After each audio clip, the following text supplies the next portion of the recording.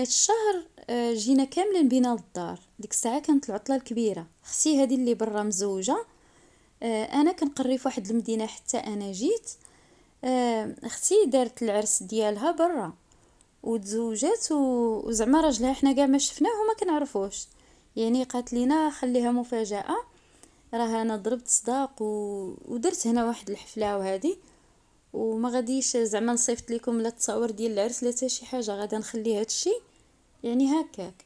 المهم، فاش جات عندنا في الصيف قالت لينا نديروا شي حفله يعني نعيطوا على العائله، واحد عماتي وخالاتي وهذه باش ما يبقاش فيهم الحال. قلت لها واخا اختي، جبنا العيالات خملوا لينا الدار، الحلوى عطيتها لواحد السيده صوبتها في دارها. اختي الكبيره فينا كاع تقدات، جاب داكشي ديال كاع داكشي اللي خاص الديسير، اي حاجه خاصه في ديك الحفله جابتها.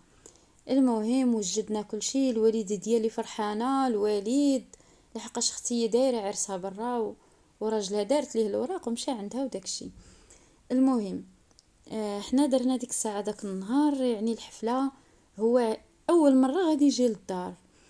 جاو خواسيسو ثلاثه جلسوا معانا، جات الوالده ديالو، داز كل شيء مزيان. اخر لحظه كيجي راجل اختي للدار. انا صراحه شفته وما لاحظتش بزاف، لحقاش انا شفته مره واحده.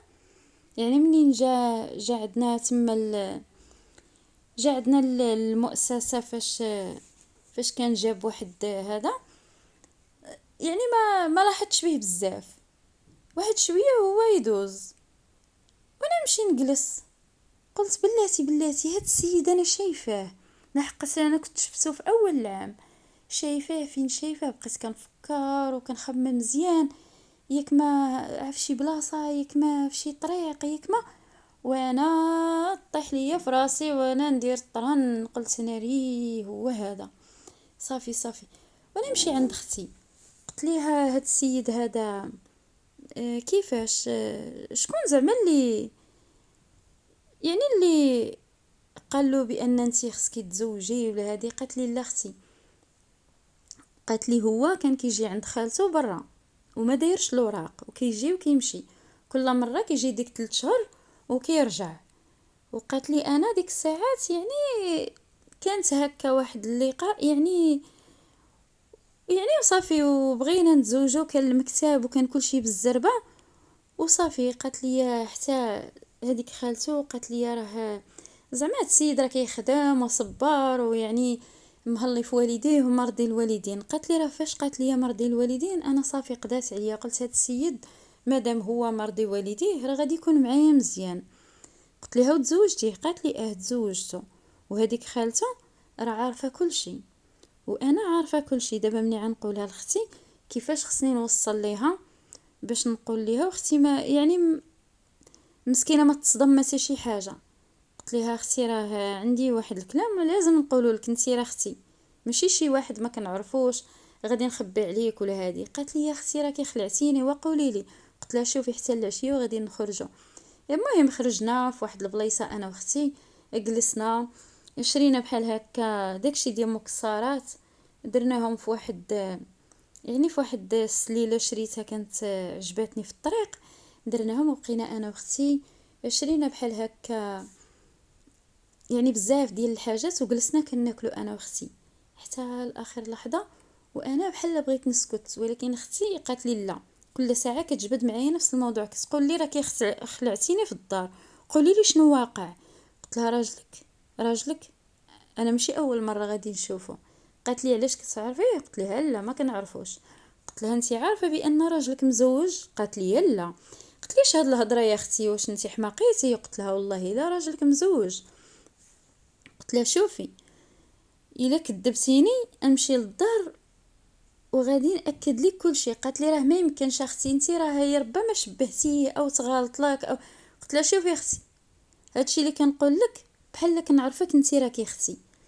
السيده صافي مابقاتش قادره يعني تزيد تهضر معايا، قالت لي خليك من هاد الهضره، خلي حتى نمشيو للدار. قالت لي انت دابا راه هضرتي وصافي. مشيت للدار، يعني جبت معايا داك واحد يعني واحد الروجيستر يعني ميلف. قلت لها راجلك راه مقيد وليداتو، هدية سميتو، هدية كذا، هدية كذا. اختي صافي ديك الساعه مسكينه شداتها الخلعه وبقات كتقول لي ما يمكنش وعلاش زعما يخبي عليا حاجه بحال هادي. قلت لها والله العظيم راجل كيلا مزوج. المهم راجلها كيحسب له انا راه نسيت، ما بقيتش عاقله عليه حيت فايته شفتو مره واحده كما قلت لكم في هذيك سميتها فين كيقري وليداتو. صافي هي هذيك وانا منين جبت هذاك الملف وخرجت من عند اختي، دزت من حداه هو يشوف السميه ديال ولادو وهو يتصدم.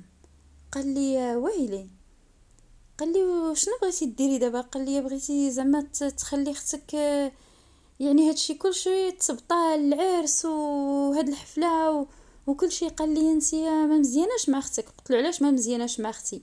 حيت وريتها وجهك الاخر، حيت انا يعني قلت لها شحال من حاجه ما كتعرفهاش عليك. قال لي لا ما يمكنش وانتيا يعني ما حقش عليك ديري هكا، والانسان خصو يصلح ما بين الناس ويكون مزيان. قلت له انا عارفه شنو كندير. قلت له انا اختي راها في عينيا، اختي خصني ضروري تعرف. قلت له انت راجلها وخبيتي عليها، ولكن انا الاخت ديالها ما نقدرش نخبي عليها. صافي اختي قالت له سير بحالك لداركم، ما كاين الحفله لا حتى شي حاجه. قالت له حتى نفكر مزيان ونشوف شنو ندير. المهم قال لا لا انت ما عارفه والو، انا خصني نقول لك هذه. صافي ديك الساعات حاجه وحده انا ما كنتش عارفاها، والانسان لازم ما يقولش شي حاجه حتى يكون عارف بزاف ديال الحوايج، يعني باش ما يخسرش ما بين الناس. هو مسكين متوفيه له المراه وهذوك وليداتهم مربيهم الام ديالو، واختو اللي جالسه في الدار حتى هي مقابله ليه ولادو. هو خبى على اختي هاد الحاجه ما عرفتش علاش، ولكن العائله ديالو جابهم وجينا وعرفنا الحمد لله كل شيء بانه وفيت مزوج فعلا. ولكن الزوجه ديالو الله يرحمها وعرفت اختي بان عنده الاولاد، ولكن اختي مزيانه وقلبها كبير. شنو دارت؟ وليداتو حتى هما داتهم برا. يعني الحمد لله تم هذا الزواج لحقاش اختي كانت كتخاف الله، ويعني كتقرا القران وكدير الدعوات، وهي مرضيه الوالدين، وحتى هو صراحه مرضي الوالدين. هي ما كانش عليه يخبي عليها بانه هو فايت مزوج وعنده ولادو. هادشي هذا هو اللي قلته لها انا. لكن الحمد لله ما كانت حتى شي مشكله، كل شيء تصلح. وهذوك الاولاد لقات فيهم الخير، يعني هاد الزواج دابا ضرب عندها 14 عام، لقات فيهم الخير. البنات بجوج حتى هما زوجاتهم يعني كانوا ديك الساعه كيقراو، ودابا 15 عام يعني بعد زواجها، ما بين 14 عام و15 يعني راه الكبيره عندها 21. والحمد لله توا طلع ولد الناس وما شاء الله دايرنا بحال خوتو. مني كيجيو من تما اي حاجه كيجيبوها لنا، كاع داكشي اللي كان اللي حاجه اللي حنا محتاجين ليها كيجيبوها لنا. واختي مسكينه اللي غريب في الامر سبحان الله، الانسان من كيكون في قلبه الخير ربي كيفرج عليه. هي مسكينه للاسف ما كتولدش، ولكن الله عطاها دوك الولاد اللي هما ولادو، يعني حسبهم بحال ولادها، وحتى هما فيهم الخير. وهذه هي الحكايه ديال نهار اليوم، حكايه راه فيها عبره، وتبقاو على خير.